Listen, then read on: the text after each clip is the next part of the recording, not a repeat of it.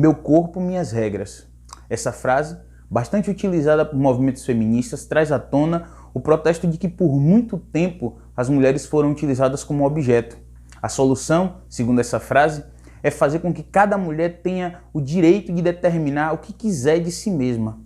Mas será que o problema do abuso e da opressão acaba quando cada pessoa determinar o que fazer? No mundo em que cada indivíduo define o que é certo, quem poderá dizer quando o outro está errado?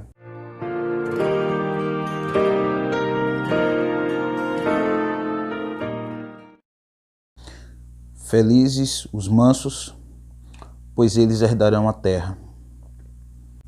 Hoje, o termo manso significa alguém fraco e dominado, mas naquela época, essa palavra significava uma das mais altas qualidades éticas de um indivíduo, o controle equilibrado das emoções. Nesse caso, para Jesus aqui, não se trata de autocontrole, mas de um controle exercido pelo próprio Deus. De forma mais clara, mansidão aqui é o mesmo termo usado para um animal que deixou de ser selvagem, que foi domesticado e que aprendeu a reconhecer e a obedecer à voz do seu dono. Manso aqui não é ser apático ou medroso, mas é ter toda a sua força, coragem e vigor redirecionados para um propósito correto, viver para a glória de Deus. Ser manso é viver a mesma realidade do apóstolo Paulo. Ele foi implacável na sua caça por cristãos, alguém determinado a prendê-los e matá-los. Mas quando ele teve um encontro com o Senhor, quando ele caiu no caminho de Damasco, então Paulo teve uma mudança drástica na sua vida. Ele não se tornou alguém medroso, ele não se tornou alguém que não tinha mais coragem, mas pelo contrário, a vida de Paulo agora estava direcionada para o Senhor. Ele enfrentou perseguições, açoites, naufrágios, perigos, prisões e tudo aquilo que aparecia na sua frente, porque ele agora já não era mais um animal errante, ele agora sabia o caminho que seguia. Em outras palavras, Paulo se tornou alguém manso porque ele passou a ser dominado pelo Senhor em toda a sua vida. Não é possível aprender quando você já acha que sabe. Da mesma forma, não é possível ser feliz se você acha que pode conseguir isso sozinho. O primeiro pecado humano consistiu na decisão de não mais viver debaixo das ordens e submissos à vontade de Deus. No Éden, o pecado trazido pela serpente foi de que a liberdade e a independência do ser humano, do seu Criador, lhe seriam benéficas. O problema é que quanto mais nos afastamos de Deus, mais manchada e difusa ficam as nossas decisões. Assim como uma luz que ilumina os passos que você dá num caminho, quanto mais afastado da luz, mais escorregões, mais erros e mais quedas acontecerão. À medida que os homens se afastam de Deus, mais erros serão cometidos. Imagine se uma criança de 5 anos tivesse a possibilidade de escolher o seu cardápio da semana. Provavelmente as suas escolhas seriam de muitos doces e guloseimas. Isso porque uma criança escolhe aquilo que lhe é prazeroso e não necessariamente aquilo que é saudável. Mesmo depois de crescidos, os homens continuam incapazes de entender que nem tudo aquilo que lhes dá prazer é bom e que esse critério da sociedade de fazer aquilo que lhe traz uma momentânea felicidade é, na verdade, a receita para a infelicidade.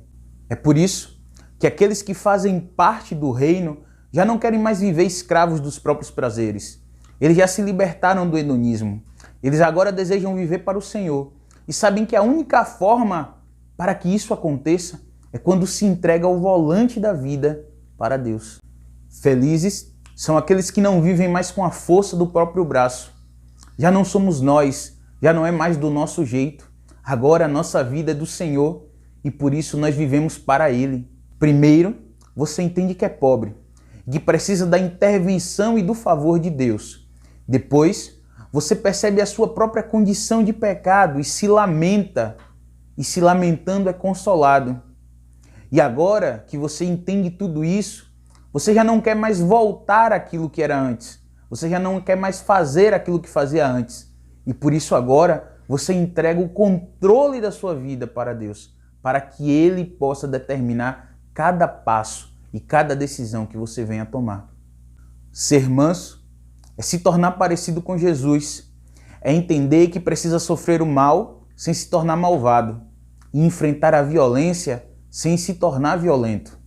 Conforme escreveu William Fitch, a mansidão é a entrega a Deus, a submissão à sua vontade, o preparo para receber o que quer que Ele possa nos oferecer e a prontidão para assumir a posição mais baixa.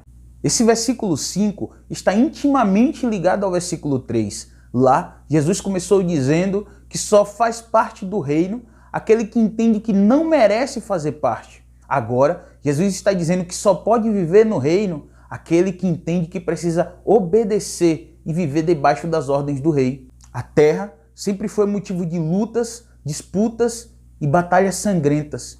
Mas no final, Jesus está dizendo que não são os grandes guerreiros que ficarão com ela, mas os mansos. Feliz é o manso que já não vive mais na disputa de ego e de poder sobre a terra, porque ele entendeu que Deus é o soberano de todas as coisas e que, sendo filho, lhe dá tudo por herança. Vinde a mim, todos vós que estáis cansados e sobrecarregados, e eu vos aliviarei.